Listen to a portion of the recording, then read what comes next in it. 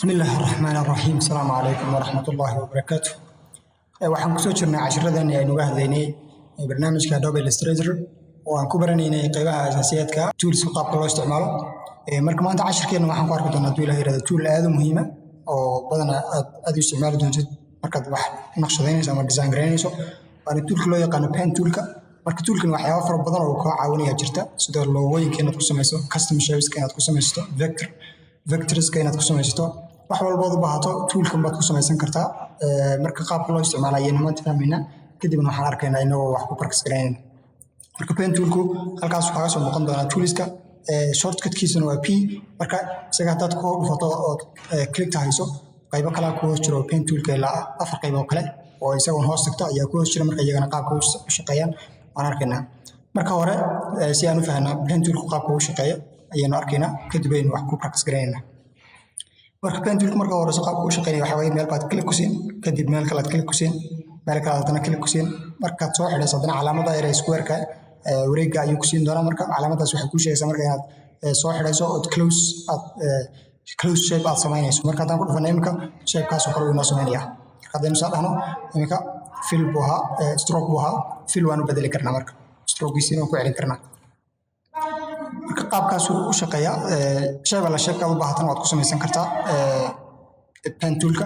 tusaale kale haddii imika aan ku samayno afar gees marka aad ugu samayso waxaad la qaban doontaa shift markaad la qabanayso waxa isbedelay waxa weeye line toos ayuu ku samayn doonaa.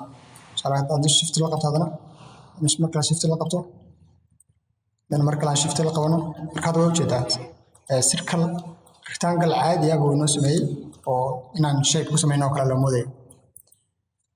marka hadaynu ku samayno tusaale kale waxaan u baahanahay inaan ku samayno line tool markaan ku samayno sanad soo sheegnay laba qaab oo samayn kartaa line-ka inaad isagoo sidaas oo kale oo tusaale kale hada maadaama aan rabnay line bas waxaan u baahanahay marka inaan iska reebno qaybtan kale inaan la socoto. marka sidaas iska reebto waxaad samayn doontaa qaybtan marka waxaad samayn keyboard-kaaga halka ay ESC ku qoran tahay ayaad click ku siin kadib uu ka hari doonaa markaas. marka hadda line baad sidaa ku samaysatay laakiin waxaad dareemaysaa inuusan line-kan ahayn mid toosan. marka line toosan markaan samaynayno waxaan samaynaynaa waa pen toolka markaan soo qaadano meel kale ku siino shift weeyna wallahi inaan saa u jeedana. marka hadda saan isaga reebno hadda maadaama line-ka bas u baahnayn ESC baan taabanayna kadib saas uu noogu saaraya line toosan oo stroke-giisa dad u baahato aad kordhin kartaa hadda.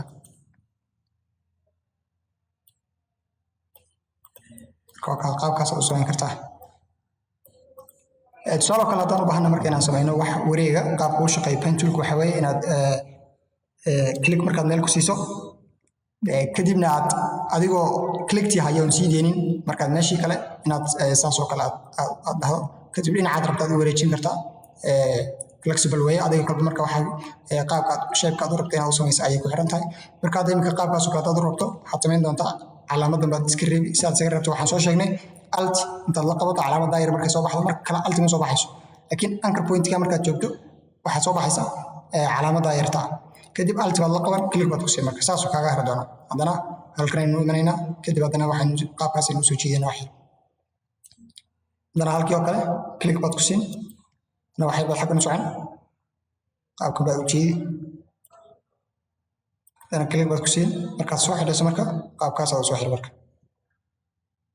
wax wareeg oo kale aad u baahan tahay qaabkaas aad isagana u samayn doontaa. wax wareeg markaad aad u baahato qaabka markaad click ku siiso adoon halkan click-ta sii deynin ayaad saa u qalloocin kartaa. marka qalbo wax shay aad u baahan tahay ayaad samayn doontaa. hadda click aan ku siino kan oo kale haddana imo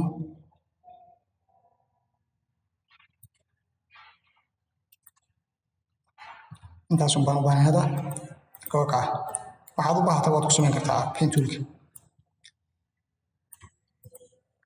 marka qaybihiisan kale aan aragnay isagana sidoo kale qaabka uu shaqeynaya add anchor point-gaas si aan fahno qaybta ma soo qaadanaa marka hore shaykii hore marka hore samaynay ayaa soo qaadanaa. marka halkan qaybtan add anchor point-ga si aad ila fahanto waxaan tagaynaa direct selection tool. hadda kan marka anchor point-kiisa wax yarsan kugu soo dhaweeyay si aad u aragto afar anchor point uu leeyahay oo kaas oo kale oo aad ka soo qalqaloocin karto. macnaha anchor points waxa loogu talagalay inaad ka soo qalloocin karto saad rabto aad u samayn kartaa. tusaale kale haddaan kan saa dhahno qaabkaas uu noogu samaynayaa triangle buu ka dhigayaa. marka kuwaas kuwa kale ma ku soo dari karnaa haa way waxaan tagi karnaa halkan pin toolka kadib add anchor point waan soo qaadanaynaa meel ka mid ah meeshaan u baahannahay haddii marka iminka tusaale kale si ay ku hagi doona markaad centerka joogto halkaasaan ku daraynaa mid kalena halkaasaan ku daraynaa mid kalena halkaasaan ku daraynaa hadda marka direct search tool markaan tagno qaybtii saasaan samayn karnaa qaabkaas oo kale shape noocaas oo kale markaad u baahan tahay ayaad samayn kartaa isla halkan haddaan ku laabano add anchor point halkuu ka jira delete anchor point baa jira oo isagana aad ka tiri karto anchor point aad waan fahnay waa meelaha yararka ee laga soo qalloocin karayo shape-ka marka haddaan kan taabano oon ku laabano delete anchor point-gii kadib ayaan halkan ku dhufano click wuu jari kaas kana sidoo kale click boom wuu jaraya kana sidoo kale click wuu kaa jaraya marka add anchor point waa noocaas oo kale markaas kan oo kale isaguna anchor point toolku soo tusaale waxaad samayn doontaa markaad jijiidaysa badan kala isticmaala dad qaabkaas oo kale u rabtaa inaad ka dhigto isagoo isla noociisa dad baahan tahay hoos baa u soo celin kartaa marka qaab wax saas oo kale shape noocaas oo kale dad baahan tahay inaad samaysato pen toolka unbaad ka samayn doontaa kadib qaybtiisa anchor point toolka ayaad ka samayn doontaa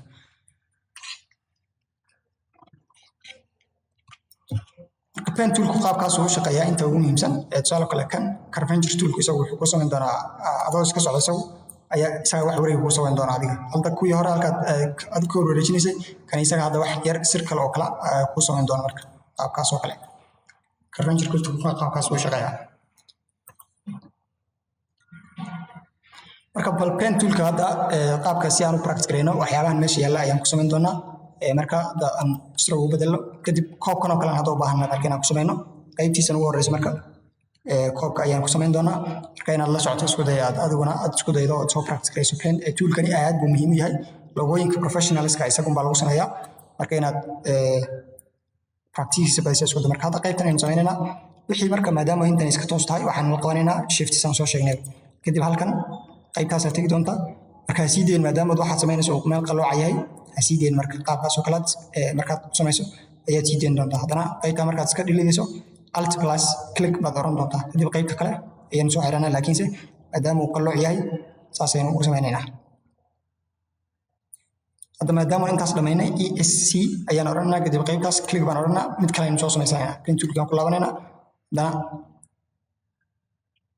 halkan aynu tegaynaa kadib click qaybtaas maadaama uun qalooc samaynayno markaan click ku siino inagoon sii deynin baan jiidaynaa marka halkan qaybtan saas iga rabna iyadana alt click haddana halkaa kale aynu tegaynaa marka waxoogaa fahanto qaybtan qalqaloocinta waxoogaa waa iskaga baashaali doonta laakiin inta hore inay wax yar kugu yar adkaata laga yaaba laakiinse ha ka caajisin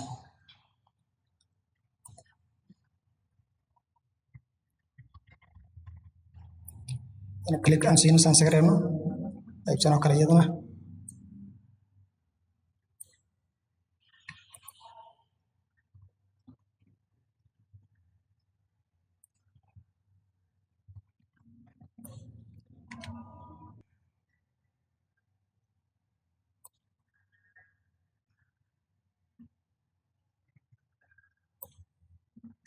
click baa ku siin haddana marka waan soo xiranaa qaybtan kore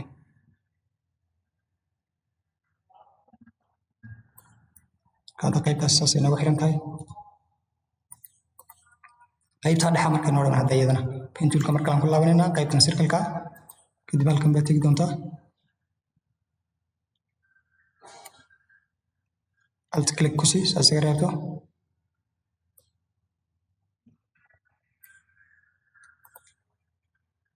qaybtan iyadana wareega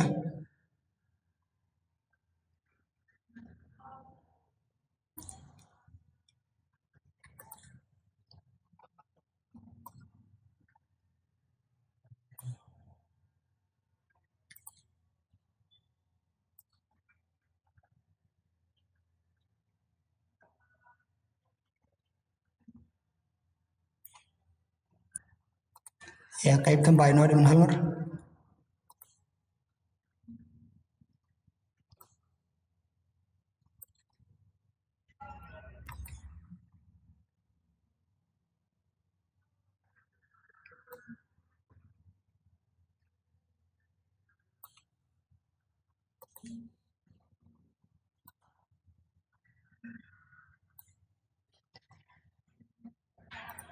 marka saasan ku dhamaystirnay midkeennii haddaynu xaggan uga jiidno si aad u fahanto. marka wakaasa isla koobkii oo kale ayaynu samaynay.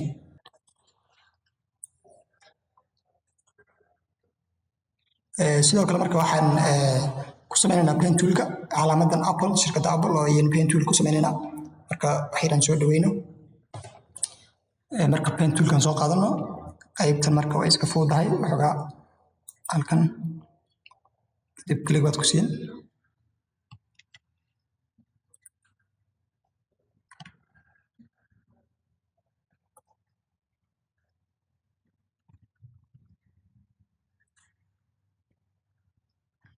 kadib klig baan ku siinaa meeshiisan kale xarifka kala dhimanayna.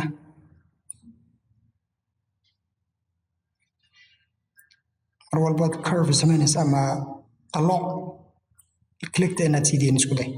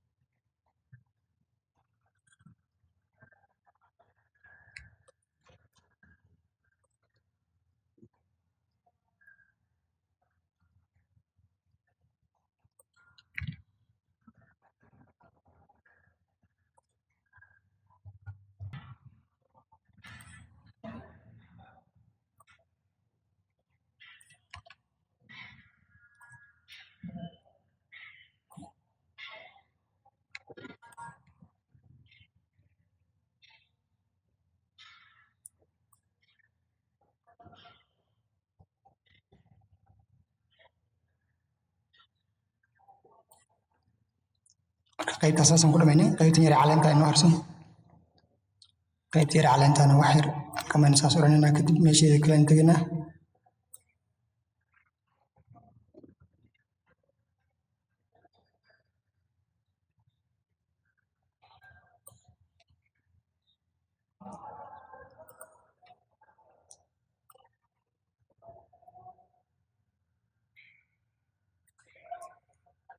qaabkaasaan ku dhamaynay. marka haddaynu qaybteenu samaysanay